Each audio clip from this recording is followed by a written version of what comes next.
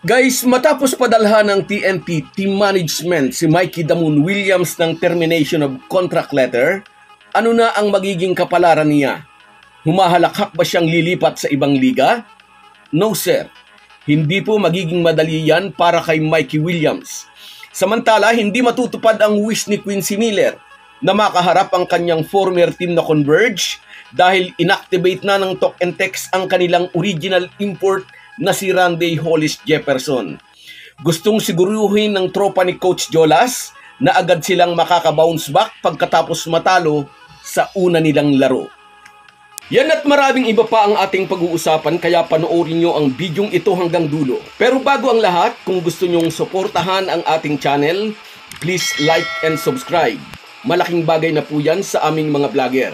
Sa mga nag-subscribe na, maraming salamat. At sa mga hindi pa, salamat sa pagdalaw ninyo dito sa ating channel. Mga ka-Republic, una nang napareport na gagamitin ng Talk and Text bilang reinforcement si Quincy Miller sa kanilang pangalawang laro. Ngunit mukhang okay na si Randy Hollis Jefferson para sa kanilang pakikipagbakbakan mamaya kontra sa Converge. Pinabagsak ng gastroenteritis RHJ nitong nakaraang linggo kaya kinuhang replacement si Quincy Miller para sa kanilang unang game assignment. Tinalo sila ng Magnolia. Umiskor si Quincy Miller ng 37 points laban sa Hotshots, ngunit hindi iyon naging sapat upang talunin ang mga bataan ni Coach Chito Victolero. Ratsyada ang Magnolia mula pa noong PBA on Tour. Anyway, hindi nga po matutupad ang wish ni Miller na makaharap ang kanyang dating team. Gusto sana niyang ipakita kay Converge Coach Aldin Ayo kung ano ang kaya niyang gawin. Na siguro mas malayo ang mararating ng Fiber Xer sa nakaraang Commissioner's Cup kung hindi masyadong naging istrikto ang Converge coach. Pero yun nga po, suportado naman ang Converge team management ang naging desisyon noon ng Bicolanong coach.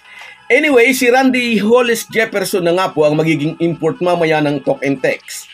Although kapos sa mga tauhan ay gusto sana ni Coach Jolas na mas palakasin ang chance na makaka-bounce back sila mula sa unang pagkatalo. Maikli lang ang isang conference, may tig-11 laro lang ang bawat team sa elimination round at kung maaga silang malulubog ay napakahirap bumangon. Wala nang narinig mula kay Coach Jolas tungkol sa issue ng 11-0 run ng Magnolia sa PBA on Tour mula nang padapain ng Hotshots ang kanyang team. Wala naman po sigurong masamang kahulugan para kay Coach Jolas yung kanyang sinabi. Totoo naman na ang PBA on Tour ay hindi tunay na laban. In effect ay exhibition games lang ang mga iyon. Ang totoong laban ay itong Commissioner's Cup. Ngunit maituturing na sila ay mga public figure. Ang anumang sabihin nila ay pinipick up ng mga reporter. At simbilis ng apoy na nahipa ng hangin ng social media, mabilis nakakalat sa mga netizens. Pero sabi nga bilang mga public figure tulad ni Coach Jolas, may mga salitang di na sana dapat sabihin in public. Kasi ngayon nabibigyan ng iba't ibang kahulugan, lalo na kung hindi maayos ang kamada o construction ng pangungusap o parapo. At dahil nga po galing sa South, si Coach Jolas ay mas fluent siya sa English kaysa sa Tagalog. Anyway, target nga ng Talk and Text na makakuha ng unang panalo mamaya. Balik na sa court ang Governor's Cup Best Import, kaya siguradong mahihirapan ang team ni Coach Aldin Ayo. Samantala, usapang Talk and Text pa rin, maraming natutuwa na ikangay nagising na sa katotohanan ang tropang Giga team management na ginawa nila ang isang bagay na sanay noon pa nila ginawa.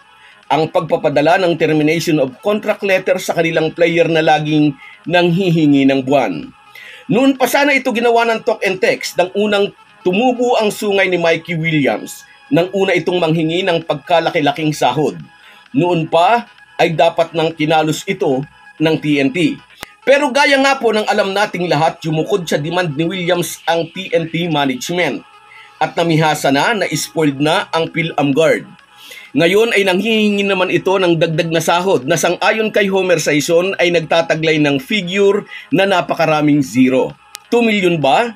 Walang detalye sa eksaktong amount, basta marami raw zero.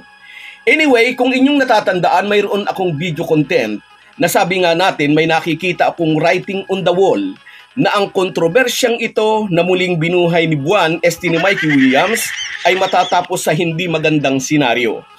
Unang writing on the wall na nakita ko ay nang ibulgar ng TNT Team Governor and PBA Chair Ricky Vargas na may isang player daw na nanghihingi ng buwan para maglaro sa Gilas. Sabi ko nga kung interesado pa sila sa player na ito ay hindi nila gugustuhing masira sa mata ng publiko ang imahe ng manlalarong ito.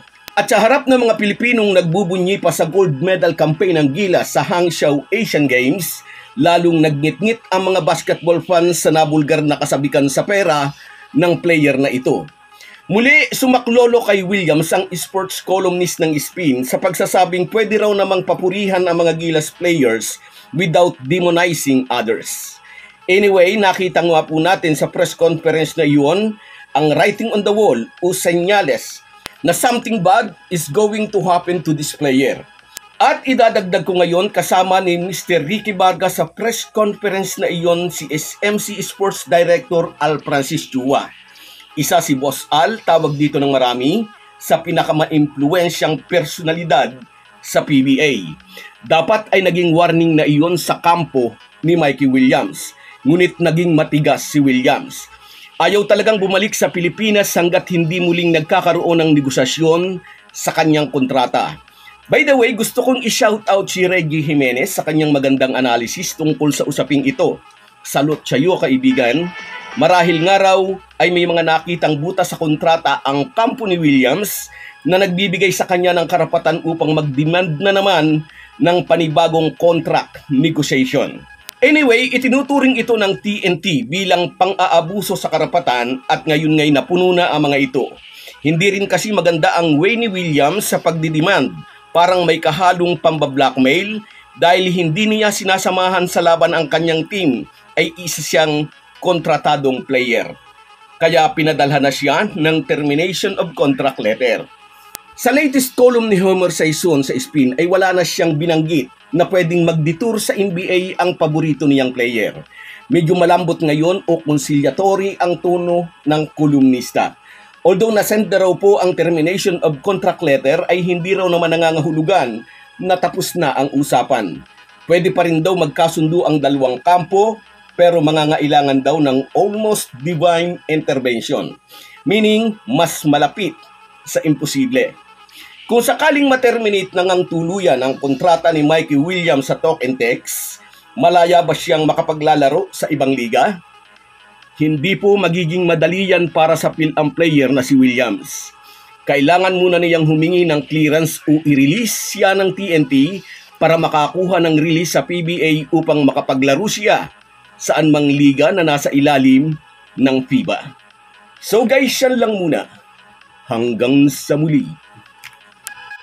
Kahit gaano po tayo kabisi ay huwag po nating kalimutan ang ating buhay espiritual. Lagi po tayong magpasalamat sa bawat araw na dagdag sa ating buhay. Malaki po ang maitutulong ng pananalangin araw-araw. Isang paalala po mula sa inyong Halo-Halo Sports Republic.